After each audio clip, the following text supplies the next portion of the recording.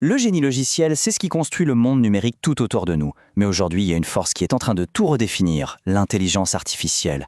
Et ça change complètement la donne. On va voir ça de plus près. Pensez-y une seconde. Chaque fois qu'on commande un plat, qu'on lance un film en streaming ou qu'on envoie un message à des amis, on utilise des applications super complexes. Mais comment est-ce qu'elles sont fabriquées au juste? Eh bien, derrière tout ça, il y a une discipline bien précise, le génie logiciel. Et attention, c'est bien plus que juste écrire du code. Le génie logiciel, c'est une véritable discipline d'ingénierie. C'est une approche structurée, méthodique, qui garantit que les logiciels qu'on construit sont non seulement fonctionnels, mais aussi fiables, sécurisés et surtout conçus pour durer. Et son impact, franchement, il est partout. Ça va des applications sur nos téléphones aux systèmes hyper complexes qui gèrent les freins de nos voitures. Ça passe par les jeux vidéo dans lesquels on s'immerge pendant des heures et les outils qui font tourner les entreprises entières. Tout ça, c'est le génie logiciel en action. Alors, comment on passe d'une simple idée qui germe dans un coin de la tête à une application qui fonctionne sur des millions de téléphones? Non, ce n'est pas de la magie. C'est un processus très, très bien défini. Ce processus, on l'appelle le cycle de vie du logiciel. Tout part de l'analyse, quel problème essaie-t-on de résoudre exactement? Ensuite vient la conception, c'est un peu le plan de l'architecte pour notre logiciel.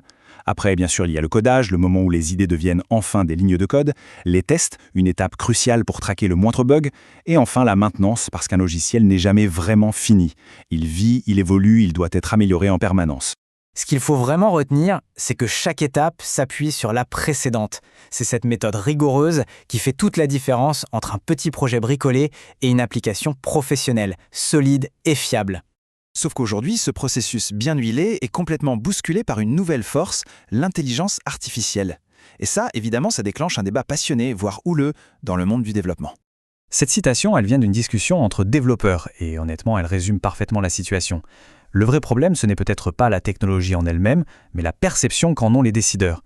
Ceux qui pourraient sous-estimer la complexité du métier et croire qu'un simple clic suffit. Parce que, pour ceux qui sont sur le terrain, l'IA aujourd'hui, ça ressemble à un assistant junior ultra performant. Il connaît la syntaxe sur le bout des doigts, il peut écrire du code très vite, mais il lui manque l'essentiel, le pourquoi. La vision d'ensemble, la compréhension du contexte et des vrais objectifs de l'entreprise. Bon, alors pour y voir un peu plus clair, mettons les choses à plat. Qu'est-ce que l'IA fait vraiment bien et qu'est-ce qui reste au fond purement du ressort de l'humain? La distinction est assez nette. D'un côté, l'IA, elle excelle dans les tâches mécaniques, générer du code standard, écrire des petites fonctions, bref, tout ce qui est répétitif. De l'autre côté, il y a l'ingénieur humain. C'est là qu'on trouve la stratégie, la conception globale du système, la compréhension fine des besoins du client et surtout, la capacité à résoudre des problèmes complexes et totalement inédits. Donc, le point crucial, il est là. L'IA n'est pas une menace, c'est un levier.